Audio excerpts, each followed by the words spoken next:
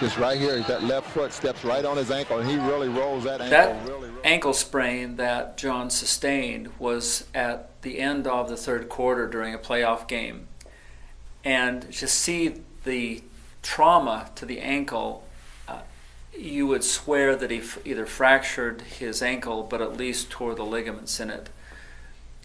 What's interesting about that injury was that most athletes who have multiple sprains, the muscle systems become overloaded and become hyperfacilitated to try to create stability. And so the resiliency of the tissue is dramatically reduced. And so had Stockton not been under my care for all those years, he would have definitely ruptured the ligaments and or fractured that lateral malleolus. As it turns out, because he was balanced, because he had the flexibility and the resiliency of the tissues, he did some damage, but he didn't do the kind of damage that he could have. We went to the locker room. The orthopedic surgeon evaluated it, really didn't think there was a fracture, and then I went to work.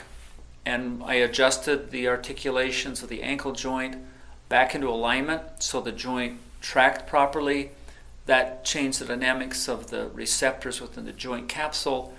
I reactivated the lateral stabilizer muscles, the peroneus longus muscle, both the cuneiform and metatarsal divisions.